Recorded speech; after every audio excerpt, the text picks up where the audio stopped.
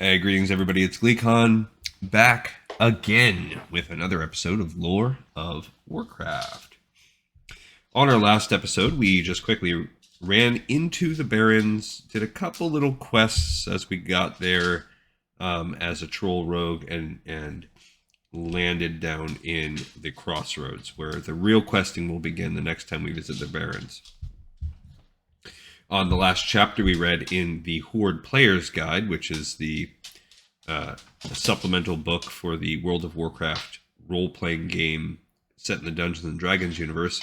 We read about all the prestige classes that are available to the Horde, and now we're going to read about magic and faith, specifically how magic and faith pertains to the Horde in the Dungeons and Dragons universe. So stay a while and listen as we kick this off.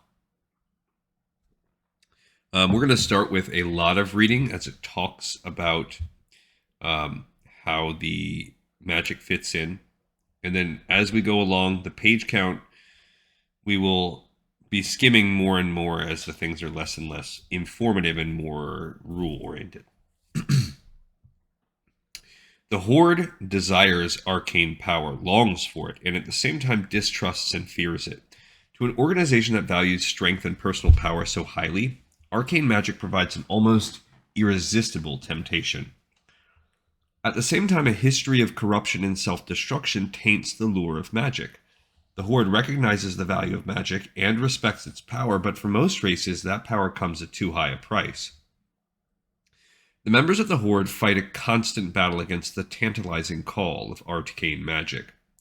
Internally, the orcs struggle with the knowledge that arcane magic has always been the most powerful tool available to them, but that its use addicts them and enslaves them to the Burning Legion.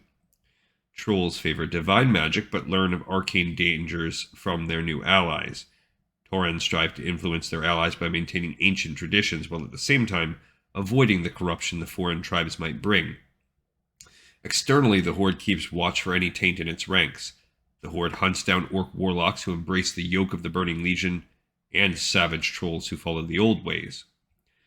In the midst of this all, the Forsaken stand apart.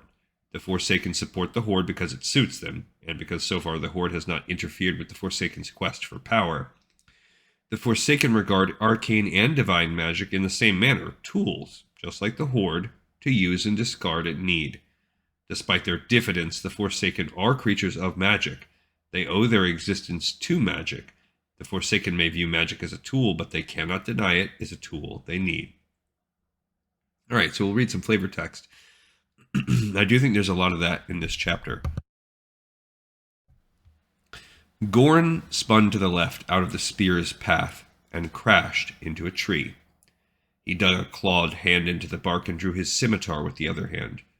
The barrens looked flat and empty to outlanders, but Gorn knew there were hundreds of hiding places behind the rocks and in the shadows of the stunted trees. "Show yourself," Gorn roared. "You who have plagued our people. Do you fear to face me? You should. I am Gorn, son of Luk the Keen-Eyed, grandson of Darl of the Thrice-Bloodied Blade." As he spoke, Gorn called on the memory of Keen-Eyed to sharpen his vision. There, he saw movement in a shadowed hollow to his right.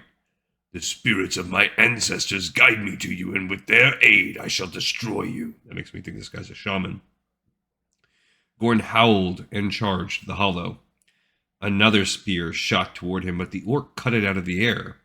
A chuckle from the shadows halted his mad charge. "Look, the Keen-Eyed," the voice grated. "A fool and a drunkard who died in a stupor in the street. Darl of the Thrice-Bloodied Blade, a weakling and a coward, who led his tribe into an ambush and was slaughtered. These are the spirits you call upon." Gorn's breath left him. This was no maddened Quilboar or vengeful human. "Who are you?" he demanded. "How do you know these things? Show yourself." A figure emerged from the hollow, an orc taller than Gorn. The orc had shaved his head, scars covered his face, and his eyes shone a deeper crimson, as if bathed in blood. Still, Gorn recognized him. "Sesk, I thought you were dead." "Not dead, orc brother," Sesk grated. "Reborn. I have embraced our true heritage, a power greater than those pathetic ancestors you cling to. A pit of cold horror opened in Gordon's stomach. Sesk, no! Tell me you didn't drink demon blood! Sesk grinned and showed pointed crimson teeth. I see by your expression that you prefer your borrowed faith. So be it. Let us end this then. Sesk's blade whispered from its sheath. They charged. Shaman v. Warlock. Okay, so let's read about how orcs use the magic, I guess, in general. Of all the Horde races, orcs feel magic's pull the most and pay the highest price for its use. The demons twisted the peaceful orc race centuries ago in Draenor, and the taint of their corruption still lingers in orc blood. For thousands of years, orcs struggled to master the power the demons granted them. In the end, Thrall realized that the demons' legacy saved the orcs, but also mastered them. The orcs dominated others with their unholy strength, but this same strength shaped them into chaotic, bloodthirsty servants. Any orc who trucked with demons for his power eventually found himself enslaved. Under Thrall's leadership and the guidance of the Tauren, the orcs shrugged off their demonic ties and took up the old ways. The Horde orcs embraced the shamanistic traditions they held years ago on Draenor, but have long forgotten the rituals they once cherished. With aid from their allies, the orcs struggle to recapture their lost heritage and purge themselves of demonic influence. The orcs find this goal more difficult to attain than they'd hoped. Even orcs who share the same philosophy often possess different rationales. Those who hold strong opinions on magic tend to fall into one of three camps. Okay, so there's Thrall's followers. Many orcs believe that Thrall pulled their race off a self-destructive course and saved them from death or eternal servitude. Here's some shamans and trolls included in that. These orcs follow Thrall with an almost blind fanaticism. Because Thrall extols the virtues of shamanism, his followers extol it as well. Because Thrall values his Tauren allies, his followers value the Tauren. Orcs have always respected power, and Thrall displays shamanistic powers far greater than any other living shaman. The Tauren also count powerful shaman among their ranks, inspiring respect from Thrall's followers. These orcs embrace shamanism not because they consider it worthwhile, but because Thrall considers it worthwhile. Death cannot end Thrall's influence, as his life holds the seeds of legend. Should Thrall be defeated another way, however, should an enemy deceive Thrall, disgrace him, or show him to be fallible, Thrall's followers may lose faith in their leader. The shock and disappointment of seeing Thrall as an ordinary orc might splinter his following and could break the back of the shamanistic movement.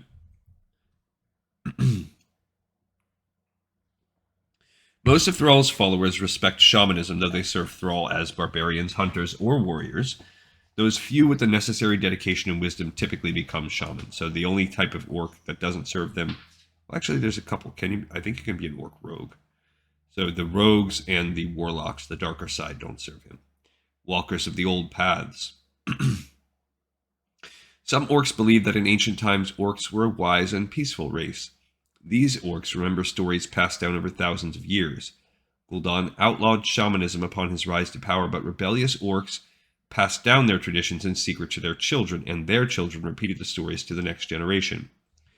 Now only splintered stories and fragmented rituals survive, but some orcs feel enamored with their past. They strive to reclaim their lost heritage because they value the old ways and because they honor their ancestors. While these orcs appreciate the Tauren's guidance, they firmly believe that the orcs must reawaken their own traditions and not simply borrow new ones from their allies. Many who walk the old paths seek out the tombs of ancient orc warriors or hunt for the lost artifacts of Draenor, anything to shed some light on the ways things once were. Walkers of the old paths who enter the healer class almost always become shaman. And faithful of the Horde. Two small orc factions use the same rationale to pursue completely opposite goals. Both factions display utter loyalty to the Horde. The Horde is their family, their home, and they take great pride in serving it. These orcs believe the Horde comes first in everything. One faction has come to terms with the Horde's association with the Alliance. By joining arms with the Alliance, the Horde was able to assist in preventing the destruction of the world. These orcs consider their success a sign that Thrall and the Horde are on the right path to strength and glory. The other faction feels that Thrall betrayed the Horde by allying with humans. They consider the Horde corrupted, tainted, and weak. These orcs fight for their lost glory using any tools at their disposal, including arcane magic. They dream of one day becoming powerful enough to destroy the mock Horde that exists today and replace it with the old and glorious empire the Horde once was. Faithful of the Horde can be of any class, but those who support the current Horde never take Warlock levels, and those who denounce the current Horde never take Shaman levels. Interesting. And finally, there are fallen orcs. Orcs have always sought strength and personal power. The demons provided that power, and some orcs still crave it. Fallen orcs feel the call in their blood. In every waking moment, they taste the lure of power. Whether naturally inclined to magic or tempted by demon presence, these orcs seem born with the knowledge of how strong they could be were they to give in to the demons. They know what power lies just beyond their grasp. Some orcs fight this call their whole lives. They throw their loyalty in with Thrall or the Horde and temper their lust for power by serving a greater cause. Others prove too weak and succumb to the call. Still others seek the power for their own selfish reasons. The Burning Legion welcomes fallen orcs and takes them eagerly into their demonic ranks. Fallen orcs typically become warlocks, though a few also become magi, or priests of the Burning Legion. I guess that's why we see magi and priests NPCs, like we just fought one on the last episode, even though you can't be one. Okay, the Tauren. Not yet. Eventually you can. The Tauren race possesses a strong tradition of ancestral worship, shamanism, and introspection. For centuries, the Tauren lived peaceful lives in balance with nature. They revere the earth as a sacred living thing and strive to maintain harmony with nature. Thrall and his orcs changed the Tauren way of life forever. The Tauren felt a bond between their race and the orcs. The orcs cherished honor, strength, racial pride in their ancestors, just like the Tauren. The orcs had lost their way, but under Tauren guidance, they now returned to the old ways. What the Tauren failed to realize was that as they influenced the Horde also influenced them. Many Tauren embraced their alliance with the Horde and retained their peaceful ways. Some listened to the stories of their new companions and discovered new ways. Still others never welcomed the orcs at all. Tauren who hold firm opinions on magic and the Horde fall into one of these three categories. Okay, so there are spiritual guides. Of all the races of Azeroth, the orcs are most like the Tauren in philosophy and nature. The jungle trolls also possess a dark history. Thrall's influence convinced them to change their ways, but it is difficult for the trolls to throw off centuries of ritual and find a new way. Many Tauren seek to educate their new allies about the beliefs of shamanism and infuse the orcs and trolls with a respect for the land. Spiritual guides work to convert their allies for a number of reasons. While some wish only to help the land, others desire more power in the Horde. These Tauren feel that controlling the Horde leads to greater control over the land and a greater ability to influence their allies. Most Tauren fall into this category. Spiritual guides with the requisite wisdom and focus become either shaman or druids. Pathbreakers. Few Tauren feel the lure of arcane power. Years of living in balance with nature develop a strong will in the Tauren. The younger tribe members follow the examples of their elders without considering why. They do not possess the life experience or grasp of history to understand the importance of their traditions.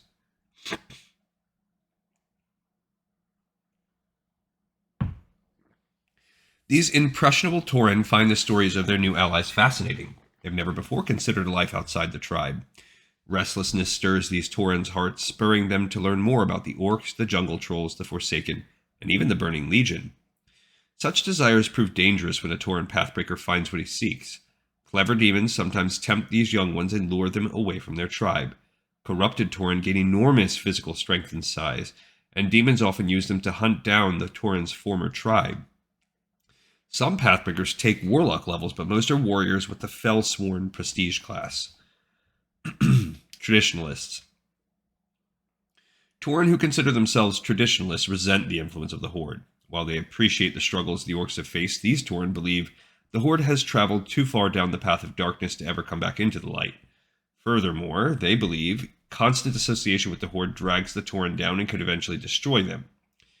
Knowing they are in the minority, traditionalists do not press their elders to leave the Horde. However, these Tauren resist forming close relationships with Horde members and keep to themselves.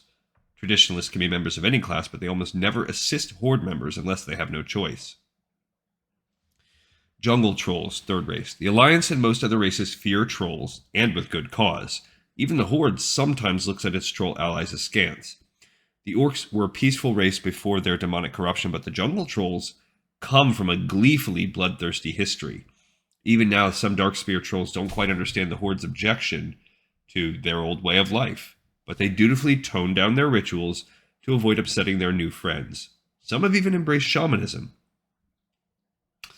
Trolls are a paradoxical race. They possess a complex society and devious minds, and yet they act in a simple, straightforward manner.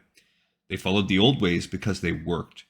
Thrall rescued the Darkspear trolls from a grave threat, so now they follow him. The Horde discourages the old ways, so the trolls try out the new ways. On the surface, anyway. No one is certain what the trolls feel deep in their hearts. Among the Darkspears, two philosophies hold equal sway. Live in the future. The Darkspears who were present when Thrall saved their tribe hold a great respect for the Orc leader. Thrall's spirituality and strength intrigued them, and the trolls decided that Thrall's teachings held merit. These trolls see shamanism as a way to improve their race. They choose to live in the future. They enjoy their alliance with the Horde and support their new allies by revering what they revere. I just tugged on the thing. I wanted to make sure my audio was still in.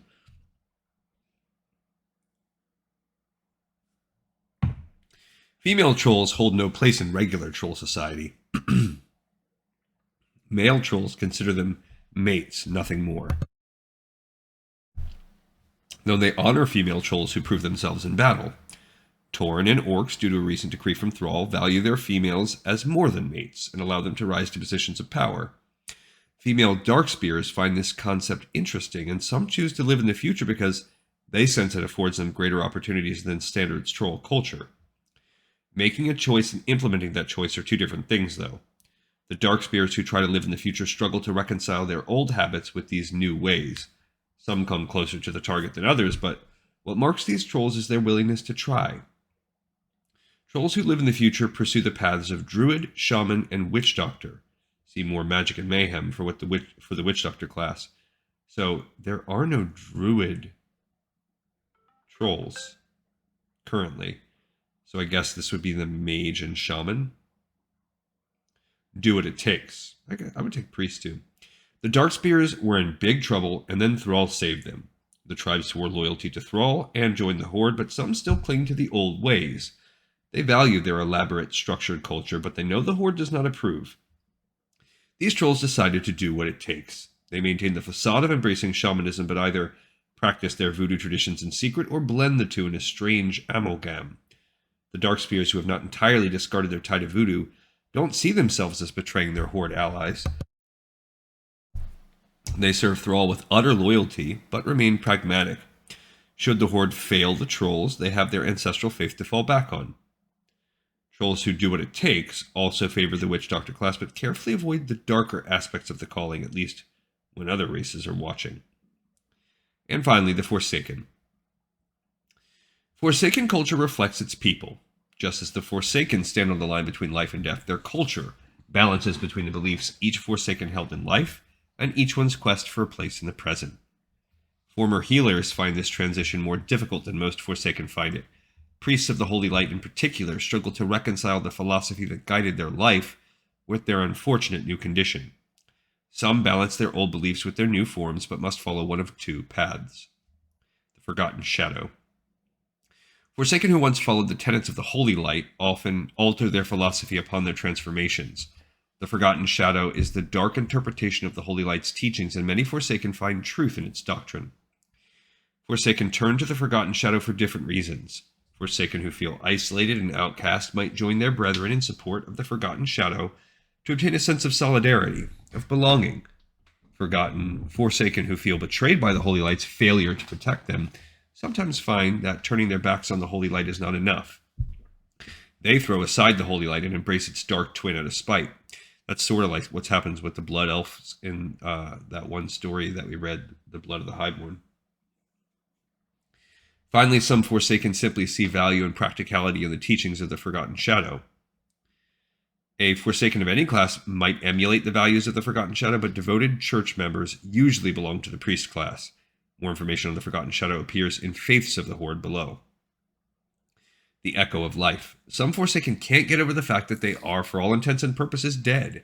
Some accept the fact without issue. Both these reactions can lead to arcane magic use as the Forsaken seek to hear the echo of life. Forsaken who can't bear their undead condition feel more alive when wielding arcane power. The surge of power, so addictive to living creatures, proves just as intoxicating to the undead. Some scholars theorize that this addiction is purely psychological. Others claim that a Forsaken's unique physiology makes her more vulnerable to arcane addiction. Whatever the truth, Forsaken who wield arcane magic corrupt just as quickly as living creatures. Forsaken who long for life, for the love of feeling vitality. Forsaken who long for life, love the feeling of vitality arcane magic grants. Forsaken who consider themselves dead and adjust to that fact might also wield arcane magic recklessly, believing themselves immune to magic side effects. Such Forsaken hear the echo of life when channeling arcane power, but choose to disregard it. Most Forsaken who seek the echo of life take levels in Mage or Warlock. The value of knowledge. Some Forsaken wish only to find a way to return to life. They study ruthlessly, acquiring knowledge from any source they can. Most of these Forsaken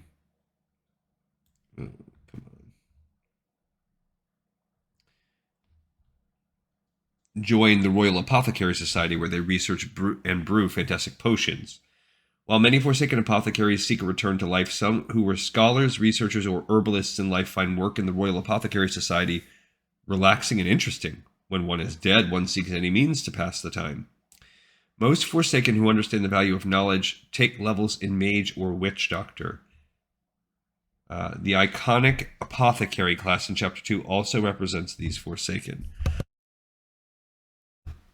All right, so now other side of the coin, or sort of similar, we're going to talk about the faiths of the Horde. The Horde, full of diverse races as it is, also showcases diverse faiths. Some of these faiths, such as the Cult of Forgotten Shadow, are philosophies the faithful live by. Other faiths, such as shamanism, portray a relationship with supernatural forces such as spirits. Few priests and practitioners can prove the veracity of their beliefs, but the faiths possess strong followings nonetheless.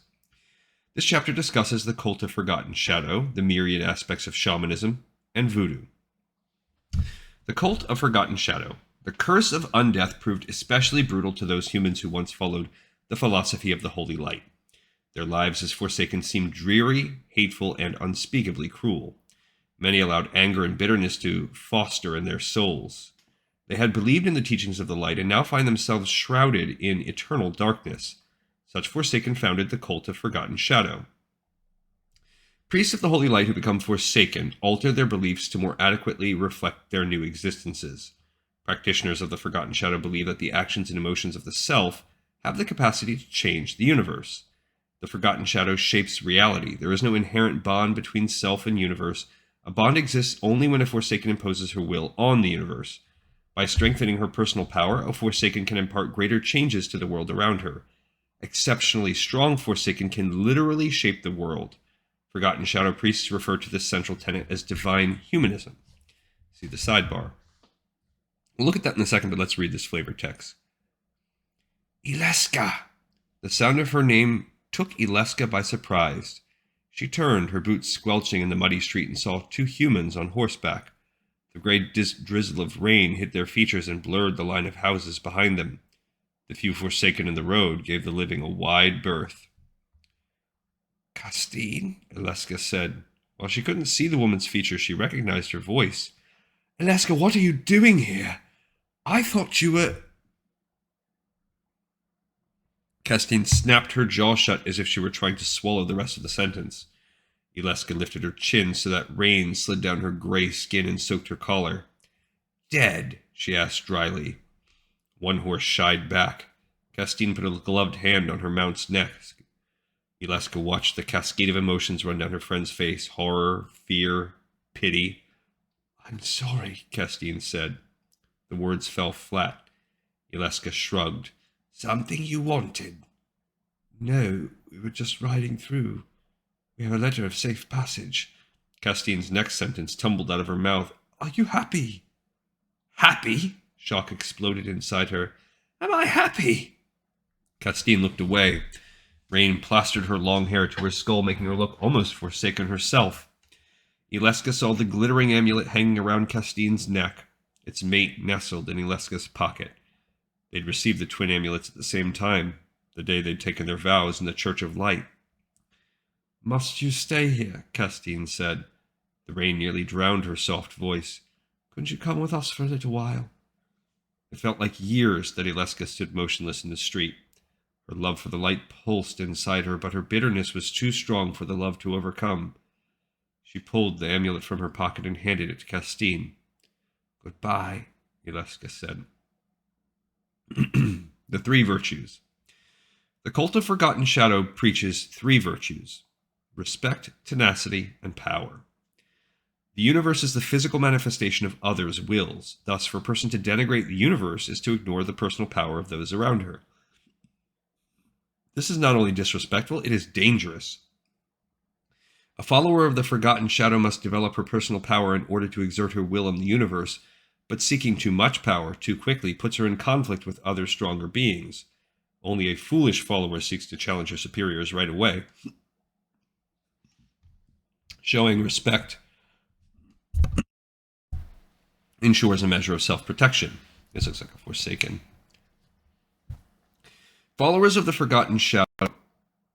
Oh, hello. Let's make sure the audio is still on. Okay. I just had a little weird beep in the mic. Followers of the Forgotten Shadow put even greater stock in the virtue of tenacity. It may at first seem impossible for a person to change the universe when countless others seeking to do the same surround her. Through unwavering perseverance and tenacity, though, she may triumph. Power is the third virtue of the Forgotten Shadow, and the most difficult to attain. A Forsaken who grabs greedily for power might encounter power too great for her to handle and die in her attempt to master it. A Forsaken who succumbs to despair and seeks no personal power has no reason to exist. She craves nothing, desires nothing. She sits alone and pines for her old life. To the cult, Forsaken who do not seek to better themselves might as well still be a part of the scourge. The quest for power requires caution, forethought, and a subtle touch. Some branches of the Forgotten Shadow consider death to be a fourth virtue. Most consider it a sub-virtue of power. A Forsaken reaches the pinnacle of power when she masters death itself, transcends it. This power over death requires the same delicate touch as any other power. A Forsaken must not kill indiscriminately, nor can she withhold death from the weak. To kill wantonly escalates a Forsaken's risk of encountering power too great for her to overcome. It also robs her of her strength. A Forsaken who spends all day slaying wildlife and human peasants might exhaust her power and be left defenseless when a true threat arises. Likewise, a Forsaken who shows mercy to the weak and forgoes regular exercise of her power may gain a reputation for weakness herself. This draws predators and offends the cult. She must always preserve a balance. Despite their mercenary outlook, the cult possesses a streak of compassion. The living world fears and shuns the living dead, and who can blame them? The cult understands the plight of the Forsaken and wishes to ease their burden, if only a little. This compassion tempers even the most heartless priest, though the compassion is limited to the Forsaken. Divine humanism. Divine humanism is the concept that the self shapes the universe. In essence, each sentient creature in the world is a tiny god, able to exert her will to manifest small changes in the universe. A minor example of divine humanism might be something as simple as mood. The Holy Light teaches that to be happy, one must work to better the universe, and the effort of reflecting joy back through the universal bond spreads happiness. However, divine humanism notes that an angry individual who shows her rage triggers anger in those around her. She does not change some insubstantial universe out there. She makes a choice, and others sense the strength of her emotions and change themselves. In short, the Holy Light teaches that by changing the universe, you change those around you. The Forgotten Shadow teaches that by using your power, you can change those around you and change the universe. Power is key, not some mythical bond.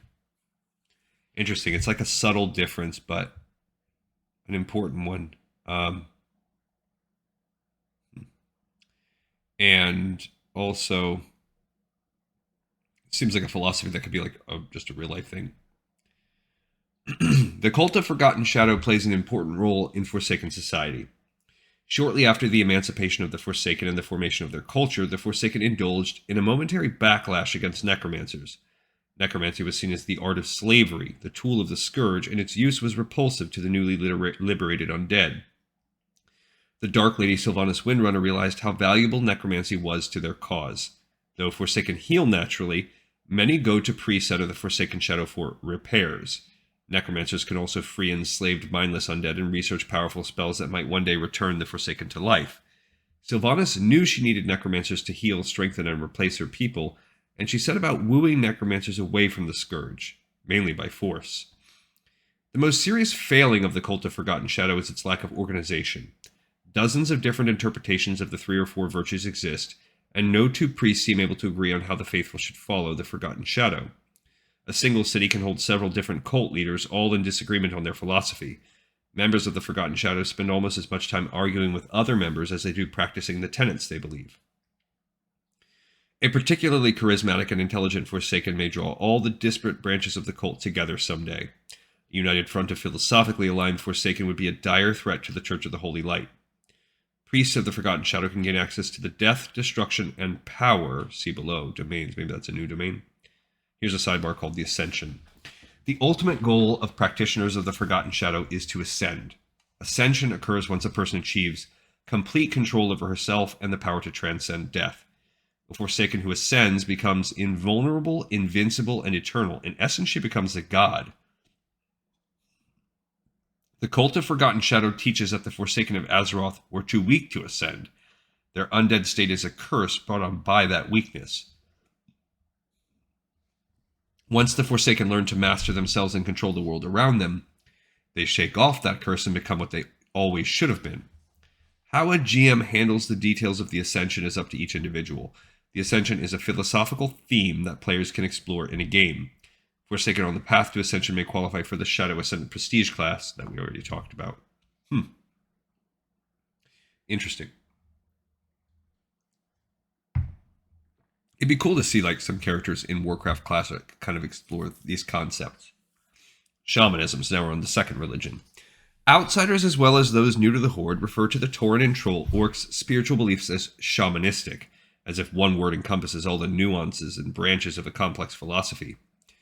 In truth, the spiritual path dubbed shamanism that the orcs and Tauren follow encompasses many different beliefs. The orcs and Tauren hold differing opinions on the value of each belief. The main tenets of shamanism as practiced in Azeroth are ancestor worship, animism, and spirit guidance. Okay? Ancestor worship. Ancestor worship entails more than a simple veneration of the dead. While almost all races respect and memorialize their ancestors in some way, the orcs and Tauren believe that their forebears possess powers that their living offspring can channel. A Tauren does not merely remember her ancestors, she speaks to them and draws power from them. A Tauren's ancestors watch over her and sometimes guide her through visitations and dreams. All Tauren learn rituals and chants designed to connect them to their ancestors. A Tauren shaman, however, can call on tribal spirits to infuse him with wisdom and strength. Although Tauren society is no longer nomadic, their rituals and traditions developed long ago and thus were heavily influenced by the nomadic way of life that the Tauren followed up until recently, when they joined the Horde and made Mulgore their home. For example, when the Tauren were nomadic, they could not always visit the graves of their ancestors when they wished to show honor. Many rituals require a Tauren to carve wooden figures and then burn these carvings with fragrant grasses and herbs to honor his ancestors. Tauren now have a permanent home in Mulgore, but since marauding centaur keep them away from many areas, they still cannot visit the graves of their ancestors, thus they have no reason to change these rituals. Orcs have more concrete reminders of their ancestors. They carve memorials to the fallen dead and place stones around permanent campsites. Nomadic orcs and Tauren both conduct group rituals. These rituals involve storytelling, chanting, and feasting that lasts all night. Orc death rituals vary form, but most possess common traits. Any orcs present when an orc dies roar as loudly as possible to alert the deceased's ancestors that they must come and escort a new spirit to the spirit world. If an orc falls in battle, his companions wait until after the battle ends to roar. This prevents the death roar from being lost in the sounds of battle. Orcs value honor. Should an orc die with an unfulfilled duty, his close friends and relatives take it upon themselves to complete the duty and allow the fallen orc spirit to enter the afterlife without a blemish. The deceased's closest friend or relative sometimes takes one of the corpse's fangs as a memento and a token to use in shaman rituals to summon a particular spirit. During group rituals to honor the dead, orcs adorn their tribal costumes or weapons with the fangs of their fallen friends and family. Tauren prefer to bury their dead, but after the advent of the Scourge and the Forsaken, more tribes are cremating their dead to avoid the possibility of undeath. A shaman who practices ancestor worship can gain access to the ancestor domain, see below. Tauren ancestral carvings. When a Tauren plans a ritual to honor his ancestors, he carves a number of wooden idols to burn during the ritual. Each Tauren's choice of carvings reflects his values and history, making each set of carvings highly personalized. However, certain themes repeat over time, and most Tauren understand the following symbols. Miniature wooden Tauren represent a person's ancestors. Tauren symbolize themselves with a 6-inch kneeling figure to display their reverence for the ancestors. A Tauren might not carve every single individual in her lineage, but instead carve representative figures such as the following. An elderly male and female represent ancestors who died of old age. A pregnant female and a male hunter represent ancestors who died in the prime of life. A child and infant represent ancestors who died in childhood and before birth. Additional carvings represent the values a Tauren's family possesses. A tree with a knot of strong roots symbolizes the importance of family, a root system that supports the Tauren today. Birds, commonly owls or eagles, represent the wisdom passed on from generation to generation. Predatory animals such as lions indicate the value of physical strength and heredity. The Kodo, the most sacred animal of all, symbolizes the bond between the Tauren and the Earth Mother. Tauren also use elemental symbols in their rituals. Carvings of flames or coals represent energy and combat, and Tauren often add these carvings to honor warrior ancestors. Water symbolizes spirituality and wisdom. Tauren use carvings of still water to honor ancestors noted for their wisdom, and carvings of flowing water to honor shaman. Earth symbolizes the love of the land and of physical strength, and Tauren add earth carvings to rituals honoring druids and powerful hunters. Air carvings, often shown as clouds, wavy lines, or blowing leaves, represent exploration and adaptability, and Tauren use air carvings to honor hunters, scouts, and children. Okay, the middle type of shamanism, animism. Animism teaches that all creatures and some objects have souls or spirits. Orcs and Tauren believe that plant spirits, nature spirits, and earth spirits exist, and that everyone must treat these spirits with respect. One who denies the reality of nature spirits severs her connection with the earth. She becomes lost and confused, spiritually adrift in the world. The return to animism inspired revolutionary thoughts among some orcs. For centuries, orcs lived as base creatures, destructive and bloodthirsty. The civilized races of the Alliance looked down on the orcs, believing them primitive and savage. Now the orcs compare their new traditions with those of the Alliance and judge themselves spiritually superior. It is now the Alliance that seems primitive and uncivilized to the orcs. The Alliance holds fast to their complicated and sterile philosophies and denies the simple vital truth of animism. Some orcs sneer at the Alliance, some pity them, and some care nothing for this dichotomy. Tauren practice animism by revering a spirit they call the Earth Mother. The Earth Mother represents all the animistic forces of nature. River spirits, sea spirits, tree spirits, rock spirits, and animal spirits all reflect one facet of the Earth Mother. Orcs have a less organized philosophy. They see all spirits as individuals connected in a greater whole, like members of a great clan. All right, let's talk about the Earth Mother. The Earth Mother is the Tauren ideal of all the spirits of nature. The Earth Mother lives in the rivers, trees, plains, and mountains of Azeroth. She is the embodiment of nature. All lesser nature spirits come from the Earth Mother and return to her upon death.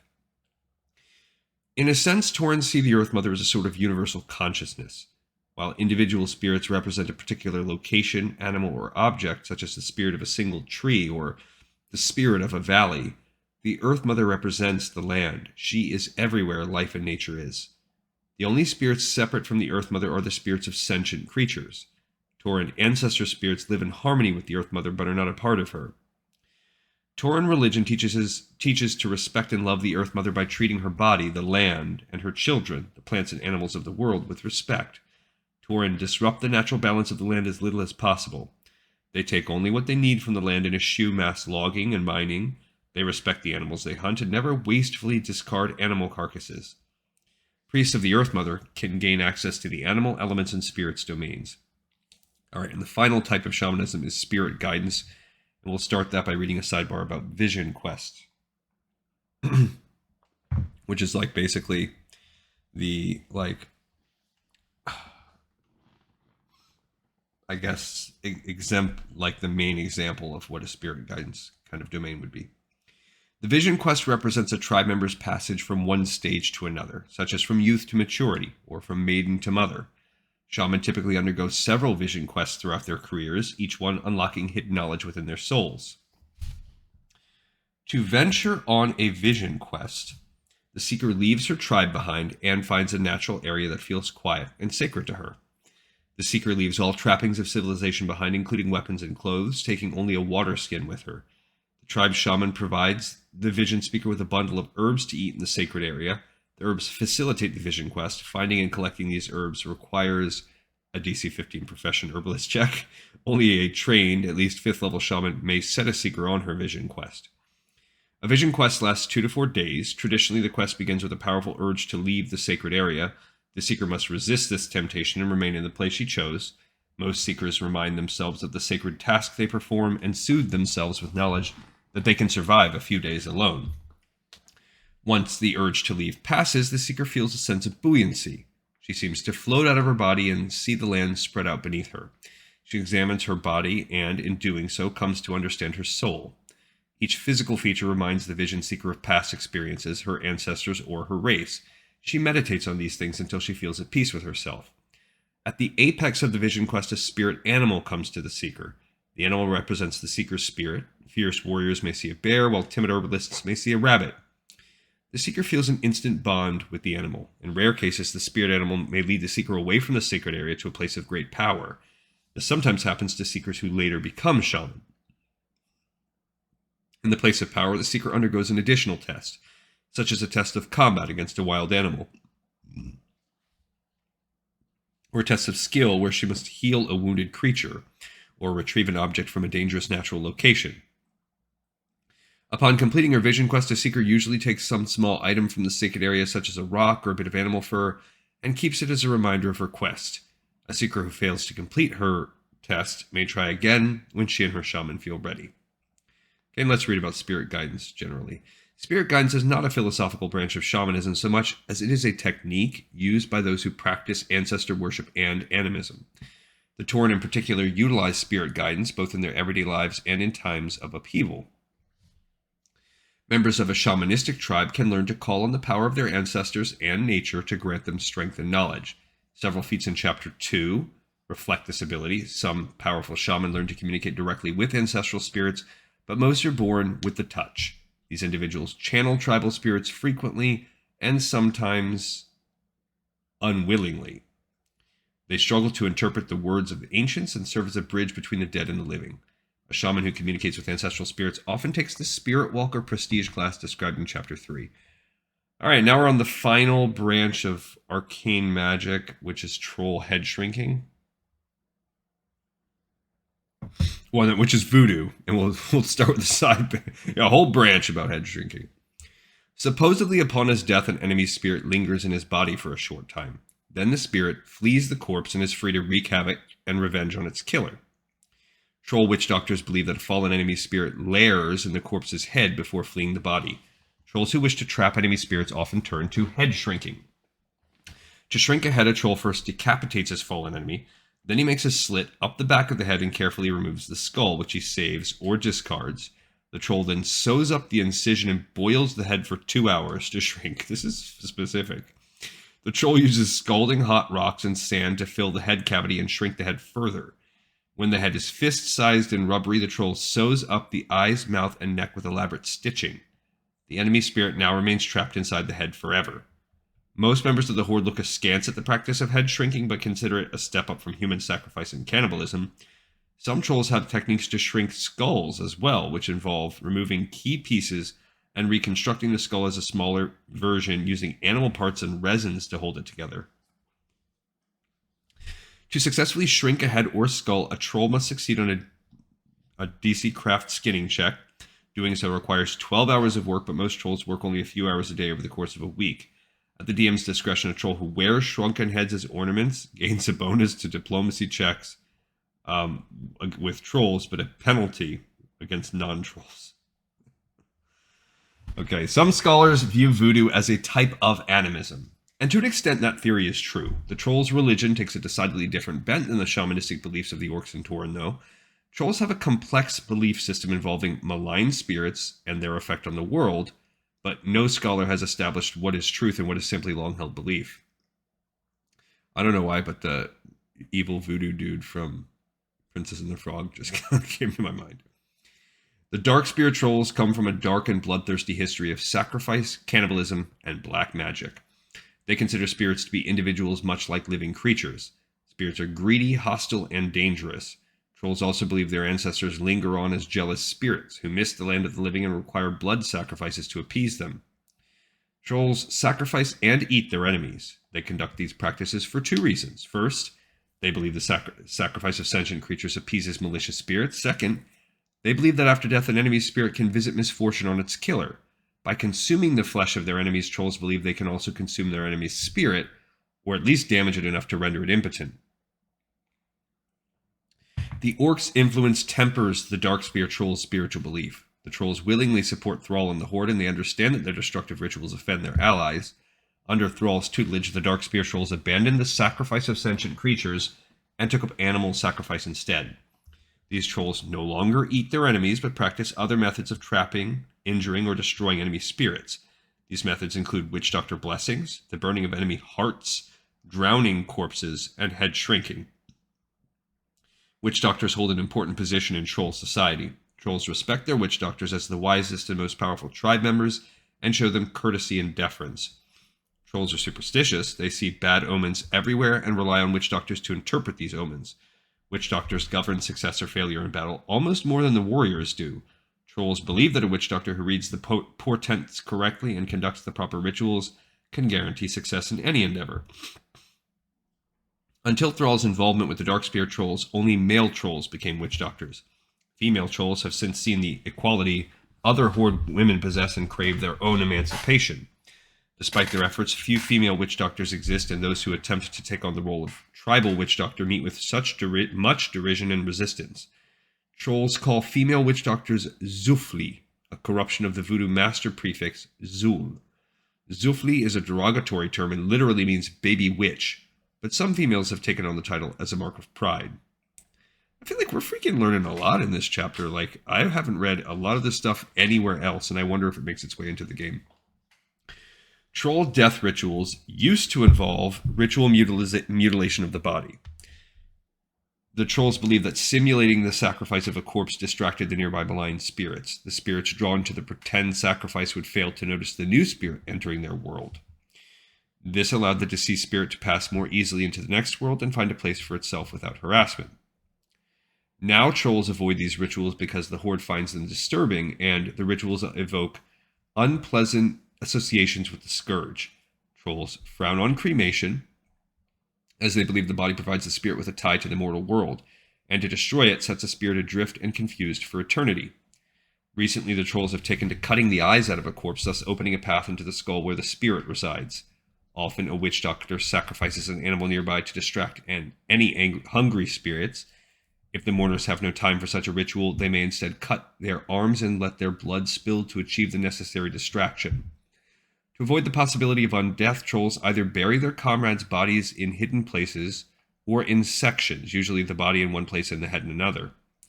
Shamanism as practiced by the orcs and Tauren has grown more common among the Darkspear trolls.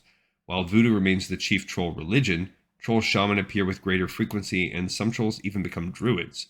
Priests who call upon voodoo spirits have access to the death and spirits domain.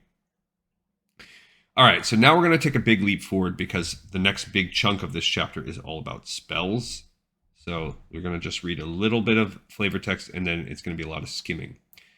Horde members can gain access to several new domains and spells. In most cases, talented Horde arcanists and healers develop these spells and pass them on to their people. Their brethren shared their new knowledge with others, and use of these spells spread to the Horde. Healers who show exceptional wisdom and devotion occasionally tap into new domains and then share their new abilities with philosophically aligned healers. In rare cases, alliance members or unaffiliated factions develop these new spells on their own or steal the knowledge from the Horde. In either case, use of these spells outside the Horde is rare. Okay, so this is like Horde-specific magic. Blood relatives and tribal members. Several spells in this chapter refer to blood relatives and tribal members. A blood relative is related to the spellcaster by blood, such as her father or sister. This is, you know, things are about to get crazy if this is like the caveat I have to set. A tribal member is an individual who is born into the same tribe or clan as the spellcaster, or whom the tribe or clan has accepted as a member. Thus, usually only a creature who comes from a society that incorporates a clan or tribe can cast these spells on tribal members. If a clan or tribe accepts a creature as a member, which usually involves rituals and tests of competence, that creature must be a member for 1 month before he is considered a tribal member for the purposes of these spells. The spells Mark Kin and Mass Mark Kin also make creatures into tribal members for the purposes of these spells. So we're going to start with the spell list. We're actually not going to read like anything on it. Just note there's an assassin-specific spell, and there are new Arcanist, Necromancer, Warlock, Healer, Druid, Priest, Shaman, and Witch Doctor spells. The reason why we're not even looking at them is because we're immediately going to glance through each spell. There are new healer domains. There's the Ancestor domain, which has a lesser power recitation of blood. It says you can use an action to recite your lineage, and everyone near you gets a bonus to attack, will, and armor class for a minute. That's cool. The greater power is called Blood Pack. So you designate yourself and a certain number of people as part of your blood pack, and you can basically, everyone can share their hit points as they want. Pretty cool. And then they have some special powers, which we'll read about. There's the Foretelling domain. Lesser power is a diviner, so they basically they get a slightly better bonus to DC probably and stuff when they cast divination spells. And they have See the Truth, which lets them cast a buffed up true seeing spell. And then they have divination spells. And finally, the power domain, they have Bolster Undead, so they get a bonus. I guess these priests use their turn undead to bolster undead, and they are better at it. And then they have personal power, which lets you take your extra bonus for charisma and add it to your spell. So you're basically getting 2 stat bonuses to your spell. Okay, cool. Now that there are more charisma-based spells, that would have to be like adapted some. Okay, so spell descriptions. And we're not going to read them all. We're just going to read the names and basically what they do. So there is Ancestral Guardians. So you basically summon some spirits to come, and they can attack. Yeah, it says you divide the 3 spirits, and okay, I see. So basically they are guardians, so you can have them all on you. You can split them among your team however you want, but when people attack you, they get a free hit back, and if they're incorporeal, they automatically hit. Ancestral Healing Ward. Okay, so this looks like it's a earlier access to Healing Ward, but affects people of your tribe. Ancestral Shield gives you some people armor class bonus. Anti-magic Shell protects against magic. That's not that's from Dungeons and Dragons regular. Here's a picture of like a demon, I think, fighting a knight.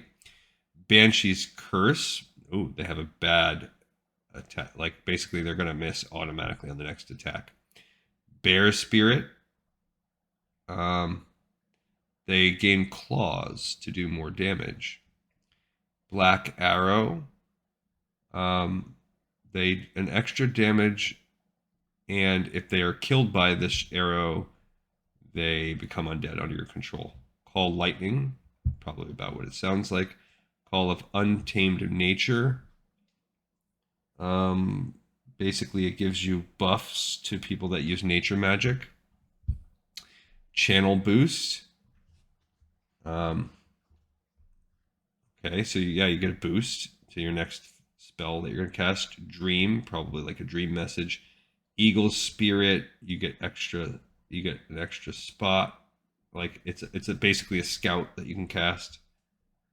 Um, exercise. It's an exercise death. Um, okay, so they basically, oh, create forces a creature, a spirit out of its body. They appear dead. It remains immobile, and if it fails its save, it just dies. If its body is killed while it's out, it becomes a ghost. I see. Eventually, it can. So it can die.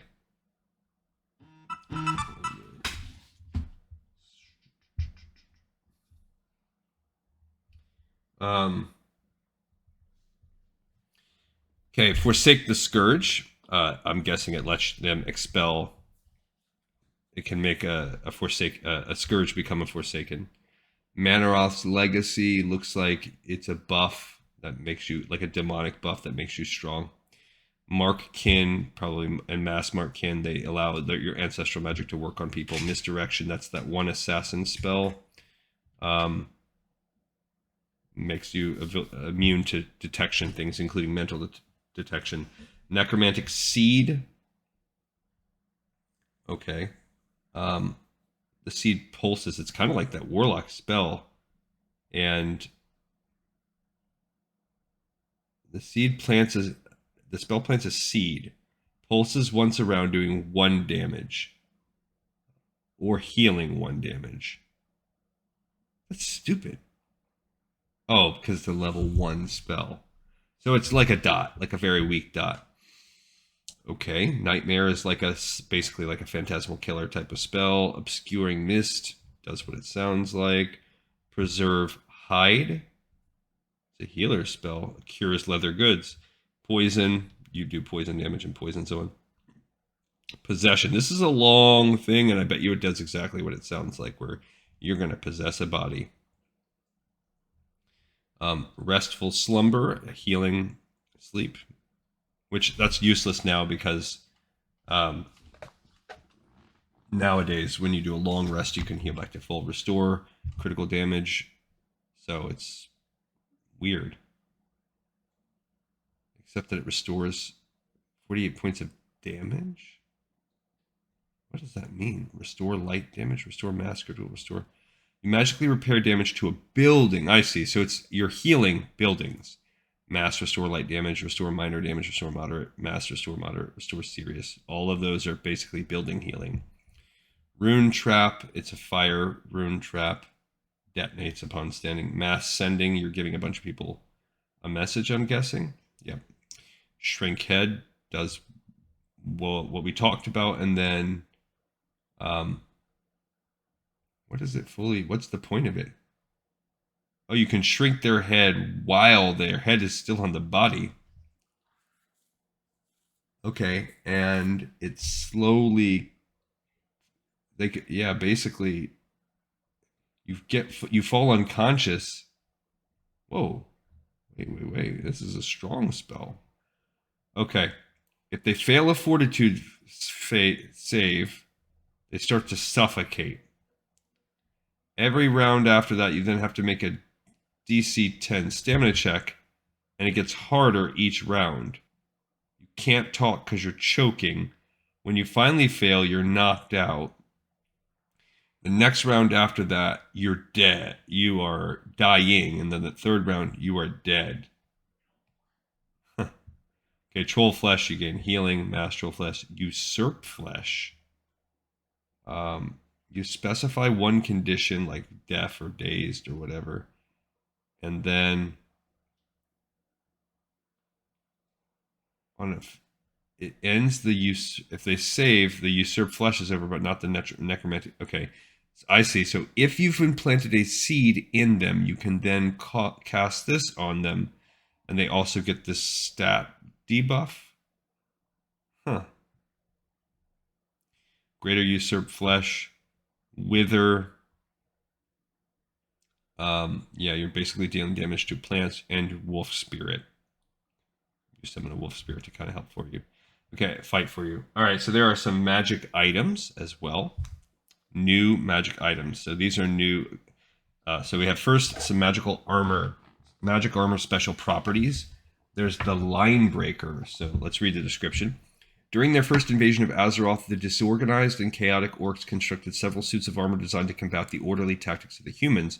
Knights found orcs more difficult to hit when they wore this armor, and organized charges broke apart under savage orc retaliation. The orcs continued to craft this armor, both for protection during skirmishes with the Alliance, and to stockpile in case the truce with the humans someday breaks down completely. Linebreaker armor seems a pieced-together mishmash of many different types and sizes of armor, smelted or sewn together with little care for aesthetics. It's strong against lawful. Okay. Specific magic armor, basically almost legend. So basically any armor, though, could have Linebreaker added into it. There's armor of the snake dance. The deep spirituality, or some say superstition, of the trolls requires them to perform elaborate rituals, sometimes while on the move or during battles. Some of these rituals, like the snake dance, involve quick, flexible movements and contortions. Trolls in standard armor quickly discover that their hampered movements interfere with the rituals. That makes sense. Troll witch doctors developed the armor of the snake dance to combat this problem. The armor appears made of snakeskin and fits tightly against the body. Numerous small metal charms and beads adorn the armor, both affording more protection and evoking spiritual significance. Forsaken Arcanists, after viewing the troll armor, designed similar suits of plain black studded leather armor with identical purposes, and Forsaken Rogues favor this armor as it imbues their movements with a dance-like feel. So, it's basically buffed up studded leather that allows you to have higher max agility bonus than normal. Although again, that would be moot now because you get the full bonus in studded leather anyway. Granite plate. Clever Tauren craftsmanship makes the suit of stone half plate light and flexible enough for a strong warrior to wear. Thin stone plates overlap over a leather suit, providing protection without hampering movement. The wealthy sometimes embellish suits of granite plate with rough gems embedded in the stone plate. So this is just a big, it's a strong half plate that weighs even more, and it has even more armor check penalty, but it also includes damage reduction, and for Tauren, they war stomp even heavier. That's cool. Thunder Lizard Hide. Crafters make these suits of thick hide armor from the skins of the thunder lizards that roam the Barrens. Each suit looks heavy and cumbersome, but once a character dons the armor, he finds it's no more difficult to wear than regular hide. Thunder Lizard tail spikes adorn the armor's shoulder plates, and a black lightning bolt emblazons the breastplate. That's cool. It's basically magical hide armor, has extra electricity resistance, and you gain an extra resistance to being bull rushed, overrun, trip, anything like that. That's cool. Wild Mantle. This hide is crafted from some great natural beast such as a wolf or bear, including the head, which forms a hood where the wearer sees through the animal's eyes. The mantle protects its bearer, but it seems to be alive as well, wishing to attack its bearer's enemies. Okay, so if you're wearing this armor, it's magic armor, but plus you can summon nature's allies with you. You gain a +2 bonus to 2 abilities. The beast armor. Oh, okay. So you'd have to drop back to one of the previous books and read about beast armors. And it talks about what type, like you could have eagle form, grizzly bear form, ape or lion form. All right, so now we're on to weapons. We've done armors, we're on to weapons. So there are two new special magic weapon properties. There's entropic weapons. The Horde designed entropic weapons years ago in order to fight heavily armored Alliance knights. Some entropic weapons still survive from the first Orc invasions, Warcraft 1, and orc warlocks remember the techniques used to craft these items. They look pitted, rusted, and warped. So basically, anytime you hit with them, anytime you strike an armored opponent, the armor temporarily goes down. On crits, it goes down by 2. So basically, you're draining their armor. And then there are hexing weapons. Troll witch doctors often craft hexing weapons for their tribes. These weapons have since fallen into the hands of other horde races. The Forsaken seem particularly fond of hexing weapons. Anytime you strike someone with a hexing weapon painted with its bloody runes or staring eyes, they get basically a minor curse. They take -2 to attacks and saving throws. This is a melee only type of thing. All right, so now some specific ones, basically almost legendary type. Not really legendary, but named items. There's Boulder Sling. Orcs developed this powerful weapon for use in large battles. Stitched red and silver runes adorn the dark brown leather sling. Orc soldiers sometimes carried matching leather pouches to carry sling stones, though the pouches are not necessary for the enchantment to function. So basically, it's a long-distance, strong, powerful sling. It does massive damage with it. Almost like it's you're basically shooting a boulder. Horn Axe. Cenarius, protector of the wilds, fell in battle against Grom Hellscream years ago. The night elves whisper that Cenarius only sleeps, and that one day he will reawaken and join the world again. According to rumor, Grom sliced off one of Cenarius' antlers during the battle. A fragment of antler surfaced a year later as the razor-sharp edge of a fearsome battle axe. Knotted black wood forms the axe's haft, and dull gray iron that holds no reflection forms the axe head. Yellow horn, the shade of old bone, makes up the axe's edge. The horn axe changes owners frequently. Rumors regularly surface that Illidan the Betrayer seeks the horn axe or another fragment of antler so that he can construct his own axe. So it's a very strong Elfbane battle axe. Cool. All right, let's, we have, I guess I'm going to read one more in case it's about that, but we have a flavor text. It might not be any of these. Hammer of Life. Tauren revere nature, and when hunting, they treat their prey with respect. A Tauren who requires a powerful weapon sometimes embarks on a complex quest to create a Hammer of Life. A Hammer of Life is a weapon that embodies a Tauren's respect for nature. The Tauren spends 3 days in the wild, meditating and communing with her ancestral spirits. At the end of this time, the Tauren scouts the area and hunts the first animal she sees. Upon killing her quarry, the Tauren brings its carcass back to her tribe. There, the tribe's shaman assists her in crafting a Hammer of Life. No part of the Tauren's prey goes to waste. The animal's bones form the hammer's haft. Its organs, stitched into a skin bag, make the hammer's head. Sinew and strips of animal hide bind the hammer together, and the animal's teeth and claws adorn the weapon. The shaman calls upon the Earth Mother to bless the hammer and its wielder, and at the end of the crafting, the hammer morphs into a more aesthetically pleasing form. Its haft appears carved of pale wood, and its head of white stone. Anyone gripping the hammer, however, always feels smooth, cold bone under his hand, and the hammer seems to pulse with life. To anyone but the creator, a Hammer of Life feels unsettling. So it's a strong, great hammer of nature's bite. Gives extra survival and animal handling checks.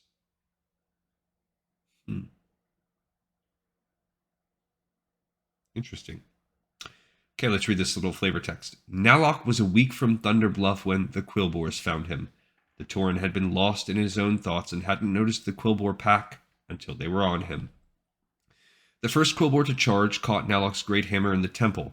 The second, the hammer smashed into the Quillboar with brutal force and dropped it. The other 3 Quillboars charged, squealing and grunting like pigs. Nalok reversed his grip and smashed his hammer into a Quillboar's chest. The creature wheezed and fell back. The other 2 Quillboars slashed Nalok with their spears. With a roar, Nalok whirled in a tight circle. He slammed his hammer into one Quillboar's bristly snout, dropping it, and clipped the other on the cheek. The 2 living Quillboars pressed the attack. He was bleeding badly and wondered if he would live through this battle. Sarasa, aid me now, he shouted. His hammer seemed to take on a mind of its own. With lightning-quick strikes, Nalok bludgeoned one Quillboar into unconsciousness. The last one fled. Nalok chased the squealing creature and felled it with one blow. Hours later, Nalok struggled toward his tribe. He'd eaten all his provisions the day before and had planned on hunting today. In his injured state, though, Nalok feared predators would find him before he found prey. Nalok halted and sat on the ground. He He laid the hammer on his knees. Its smooth grip felt comfortable in his hand, and the blood-stained stone head bore an engraved gazelle. Sarasa, He whispered. He traced the carving with one finger. In his mind, he pictured the gazelle's fleet stride, the chase she'd given him before falling to his blade. He'd honored her sacrifice with this weapon. The engraved gazelle moved under his hand. She twisted her head, and Nalok followed her gaze. He saw the fresh gazelle tracks nearby, small and uneven, a wounded stray. Thank you, kind spirit, Nalok whispered. Then he stood and went to hunt. So that was a story for our Hammer of Life. I'm glad we read that first. Cool. All right, Lightning Hammer. Orc shaman crafted these enchanted hammers in tribute to the war chief Thrall. Tribal warriors who perform deeds of exceptional skill and bravery sometimes receive a lightning hammer as a reward. Each lightning hammer is a throwing hammer, no longer than an orc's forearm. A fist-sized copper hammer head tops a black wooden half wrapped with copper wire. Shamans sometimes string colored beads or small tokens on the wire to represent the tribe's colors or the great deeds of the warrior who now carries the weapon. It seems like a weak version of a storm hammer. So it's a +1 returning lightning to Hammer of Shock. A burst of electricity pops out from it when it hits. Okay, there's also the Scourge Crusher. The Forsaken mourn their condition, but still hold themselves above the mindless undead of the Scourge. To the Forsaken, the fate of the mindless armies of the Lich King is a cruel one indeed. They feel compassion for their enslaved brethren, and while they cannot liberate all mindless undead, they can at least grant them a swift death. Forsaken artificers developed the Scourge Crusher for use in mass combats. These powerful weapons proved most effective against the Scourge while mitigating the risk of accidentally destroying Forsaken comrades in the confusion of battle. The Scourge Crusher appears as a morning star made of cobalt blue metal, that's it right there, and studded with silver spikes. Silver metal wrapped with strips of black leather forms the morning star's haft. So it's a disruption morning star. In addition, it deals extra damage to mindless creatures so it won't hurt Forsaken with that extra damage. Spear of Hungry Ghosts. A troll witch doctor named Zul'iste crafted the first Spear of Hungry Ghosts shortly after the Dark Spear tribe joined with Thrall. Zul'iste designed a weapon to attract malicious spirits to the Horde's enemies. The Spear of Hungry Ghosts is a long spear with a thin, flexible haft made of cherry red wood. The steel spear point seems to reflect the red tint of the weapon as if years of use have stained the steel with blood. A long string of red, blue, and yellow beads wraps around the spear's length. It's a +1 long spear that can also transform into a +1 vicious long spear of wounding. And that makes the spirits come and suck the blood. But you have to be able to basically have blood and have regular organs and stuff. So it only lasts for 10 minutes. How often can I do that? Say once per day? 3 times per day. Oh, that's pretty powerful. Cool.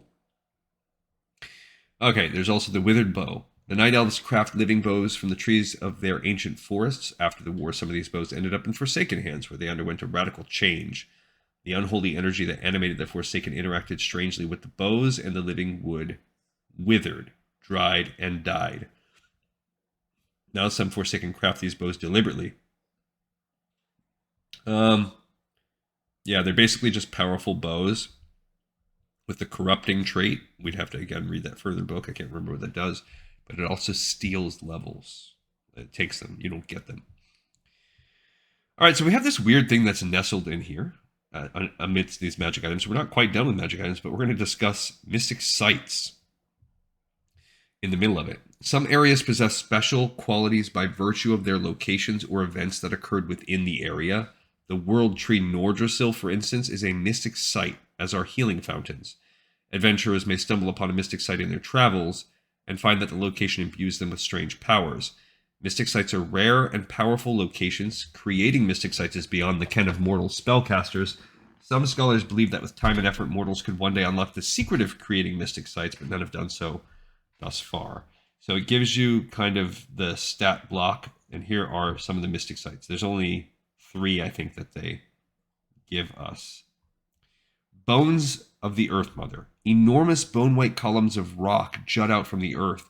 The columns stretch into the air and curve like giant ribs. All around the columns stretches 100 feet of black soil that looks rich and loamy, though no plants grow in the area. The bones of the Earth Mother occupy a circular area with a 100-foot radius. The 12 stone columns range from 30 to 50 feet high and from 10 to 20 feet in diameter. And it comes with, there's some legends. 3,000 years ago, a violent earthquake shook the Stone Talon Mountains. Mountains sank under the ground and new mountains sprang up like jagged teeth. When the shaking stopped, a dozen enormous columns of white rock sprouted up from a valley floor. Tauren shamans spent many nights interpreting this sign. After 30 days, they declared that the rock columns symbolized the Earth Mother's bones. Though the land may shift and change, she would remain strong and immobile. The site has been sacred to the Tauren ever since.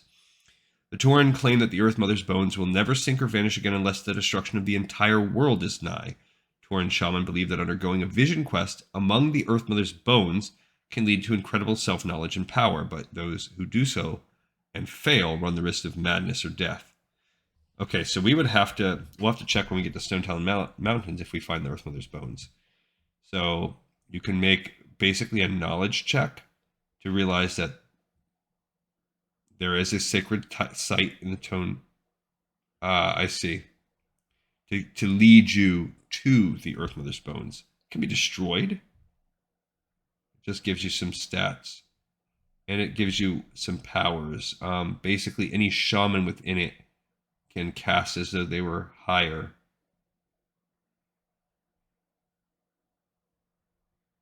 Every day they have to make a save. I see. You can take a vision quest. If you remain 3 days without leaving, taking enough spirit damage to reduce the score to 0, or dying. I see. So if you survive the vision quest, you get a permanent +1 bonus to spirit, to basically wisdom, and you can cast divination once per week. So a free spell once per week. Huh, that's cool. All right, Green Witch Hut is the second one. A living hut made of vines rises from the ground. Large enough to admit several people, the hut seems organically formed. Dark purple blossoms sprout from the walls and a cool moss-scented breeze wafts from the open doorway. The Green Witch is an apparently young troll female with pale skin and matted brown hair that falls to the ground, dressed in a robe of living plant matter. It's a living hut. Darkspear trolls tell of the Green Witch, a legendary figure who lived a century ago. Despite the trolls' misogynistic society, they revere the Green Witch as a powerful voodoo priestess. Legend tells of the Green Witch's astonishing control over plants and trees, and her reclusive nature that led her to live as a hermit in a swamp. Witch doctors who desired powerful herbs or rare potion brewing techniques sought out the Green Witch to beg for her aid. The Green Witch, whimsical and mercurial, aided those she found worthy and destroyed those who annoyed her. No one knows the fate of the Green Witch. Trolls speculate that her desire for solitude grew so great that the Green Witch sank into the swamp to live with the plants she understood so well. On rare occasion, a troll might come across a living hut in the wilderness, a sacred location termed a Green Witch Hut. By showing appropriate respect, a troll may summon the Green Witch and ask for her aid. So, you can kind of get some knowledge about where it's at. It is not hard to burn or chop down a green hut, but new ones grow up all the time. And the powers, you have to go there and do rituals and animal sacrifice to summon the Green Witch. If you do, you still have to talk her into helping you. She can answer a question and can gain a permanent bonus to melee damage, a better bonus to specific skill check types, or caster level from the wild domain, or can reveal a treasure cache. Once the Green Witch comes one time, that hut is gone. Okay, finally, the Valley of the Dead. Nothing grows in this dark valley. Piles of crumbling bones lie in heaps on the blackened earth. A jawless skull looks towards the sky with empty eye sockets. A miasma of death and sorrow seems to hang over the valley. It's a war-torn ground that cannot support life, so nothing grows here. Hundreds, if not thousands, of orcs died in the 3 wars of Azeroth. While the first war's 30 years passed, pockets of death still exist on the face of the world. These valleys, ravaged by battle and soaked with blood, hide in the midst of deep forest and open plain alike. Some claim their locations change randomly and form spontaneously. A person can visit a Valley of the Dead one week and find no trace of it the next. The Valley of the Dead holds a powerful draw for orc spirits. Shaman in the area sense the presence of many ancestor spirits swirling overhead. The Valley of the Dead amplifies efforts to speak with or channel ancestor spirits. If you just scatter the bones around, you're technically destroying the valley. The Valley of the Dead can gain bonuses. It gains Call of the it buffs specifically the spell Call of the Spirits. It allows you to augur more powerful when you're there. Bonus on the Spiritus Mundi checks. We talked about that in one of the previous videos. But you are even more disoriented. And you gain extra knowledge checks about orcs and historical battles. That's kind of a boring one compared to the others. I thought it would be something cooler. All right, so there are some new rings. There's the Demon Blood Ring. This ring appears made of ruby or garnet at first glance, but on closer examination, a character realizes the ring is a hollow glass tube filled with dark red blood. Tiny glass barbs stud the ring's inner band. Fellsworn orc warlocks craft these rings to grant their warriors strength in battle and to tempt horde orcs to leave Thrall's leadership and join the Burning Legion. So it gives you extra armor class, extra resistance, extra morale.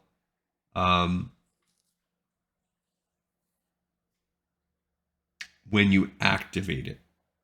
And if you activate it during a rage, it makes the rage last longer. However, while it is active, you lose access to most of your more savvy skills. And you can't basically talk because you're in a rage. So anything that requires like calculated calm thinking you can't do. Ring of Bloodless Persuasion. Forsaken pity their mindless cousins of the Scourge and always seek to liberate them through destruction if that's the only way. Forsaken priests of the Forgotten Shadow craft these rings as another weapon to wield against the Scourge. Okay, so these are elegant, nice bone rings. And they, if they spend an entire minute talking to an undead, they have a chance to make it helpful. You're not actually awakening it. You're just kind of charming it. Ring of Reins. These rings always come in sets of 2. They look like plain leather bands, sometimes branded with symbols of horses and giant lizards. The Tauren first developed these rings, but now the orcs made good use of them. When the ring's wearer is mounted, these things become reins, and they give you bonuses to ride checks. Okay, there are some new rods. Rod of Flame Extinguishing. No one is certain who designed this item first, the Forsaken Trolls or Orcs, as creatures who can see well in the dark. Each of these races favors rods of extinguishing when attacking human encampments. So it's a black rod. It's like the thing that Dumbledore uses. It sucks the lights out. Extinguishes magical regular fire, or they can even suck up magical fire first if it's smaller weapons. So that's cool. And if it's used against a pure fire creature like a fire elemental, it actually hurts the creature. Okay, Rod of the Thundering Totem. While gentle and reserved in everyday life, Tauren become fierce and terrible warriors in battle. The greatest warriors in the tribe sometimes carry a Rod of the Thundering Totem. Okay, it looks like a little mini totem pole. It gives you extra ability to protect the weather, and 3 times per day you can get lightning guardians or greater lightning guardians. And they can also turn it into a thunderous totem of shock. So that's cool too. Look at this guy. I don't know. I don't even know what he is. Maybe he's a troll. Yeah, like he looks pretty fierce though. Okay, there's also the Rod of Verminous Armor. The Darkspear jungle trolls designed these rods to harness the many poisonous, biting and stinging creatures of the jungle. And it's got thousands of little chitinous insect plates all over the surface. It allows you to summon swarms of insects, and they cover your body to make armor and make you immune to poison. And then you can also club people with the rod while you're in that form. That's so weird. Okay, there are new staves. Double-edged staff. The Forsaken Necromancers crafted these staffs to help them heal other Forsaken.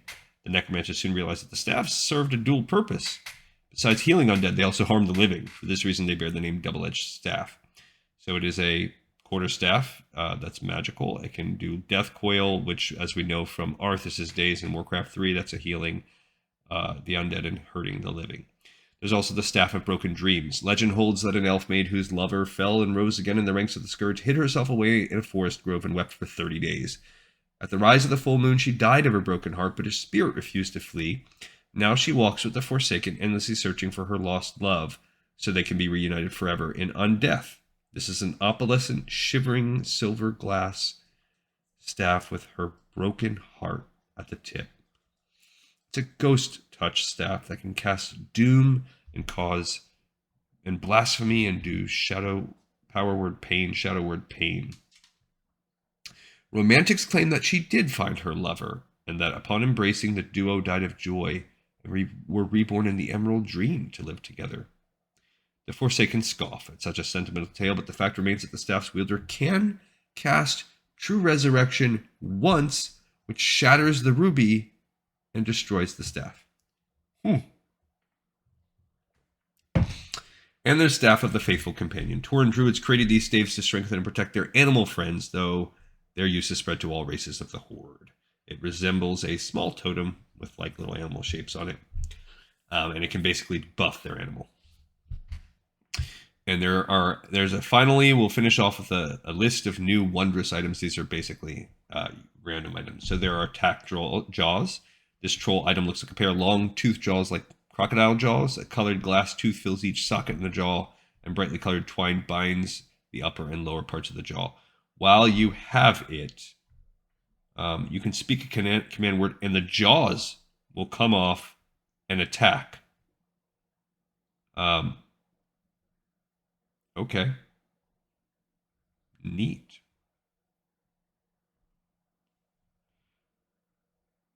While the attack shells... Oh, I see. They don't actually attack by doing damage. They make it harder to... They're like muzzling. They make it hard to cast spells. Banner of the Horde. This bright red banner marked with the symbol of the Horde inspires surrounding troops to greater alertness and endurance. And the orcs first designed these banners when they marched to conquer Azeroth. Later, Thrall reinstated use of the banners when the Horde massed against the Lich King, and just gives morale bonuses to fortitude, saves, listen, spot for people around it. Blanket of Remembered Warmth. While the Forsaken live in essentially dead, unfeeling shells, their minds still play tricks on them. Some Forsaken seem to experience sensations they remember from their time as living beings. Feelings of cold pain and pain are most common. So the blankets combat these, give them some protection. A creature can wear the blanket, which is made from dark brown bat pelts, like a cloak. Just as the Forsaken sense of cold originates in her mind, so does the blanket convince her mind that she's now warm. So it gives you resistance to cold and extra bonus to saving against cold. Concussive Sphere. This fist-sized sphere seems made of glass, but is sturdy enough to withstand the normal bumps and shocks of traveling in combat. Shifting white and yellow liquids slosh within the sphere. Okay, so you basically have to throw it pretty far, and then it will detonate, doing sonic damage. Destructive Sphere. A destructive sphere is identical to a concussive sphere, save that the liquid within is black and gray. Same kind of concept, except it's even more powerful. Earth Mother's Guide. This slender stick looks like an ordinary tree branch, save for the tiny runes carved along its length. It remains green and flexible no matter how old it is. Traditionally, Tauren shaman craft these items to assist in building new camps. It can do, because it can move the earth, and then anyone near it also gains extra armor class when they have earth around them. Explosive Sphere, similar to the others as above, except it's orange and red. It's kind of like in between the two. More powerful than concussive, less powerful than destructive. It also catches things on fire. Eyes of the Eagle. These items are made of special crystal and fit over the eyes of the wearer. They are bound with the spirits of eagles, imparting the great bird's superior eyesight. And that's exactly what it does. Kodo Helm of Devouring. Troll Shaman created this bizarre helm after witnessing their Kodo mounts devour enemies whole. A Kodo Helm of Devouring envelops its wearer's head as if he wore a giant hollow Kodo head over his own. Special preservatives and unguents render the Kodo Helm hard as steel, but light enough to wear for hours on end. Okay, extra armor, but you're worse at seeing and hearing. And it also, 3 times per day, can devour an enemy. All right, this is our last page. They're basically in an extra dimensional space though. After a while, after a minute though, you have to spit them back up. Weird. Nose bone of good mojo. Troll witch doctors often craft these bone ornaments to assist in their alchemical brewing. These items appear as slim bones, possibly finger bones, worn sideways through the nose. The crafter paints elaborate designs in primary colors along the length of the bone and sometimes encircles them with copper and silver linings, and it gives you a bonus to your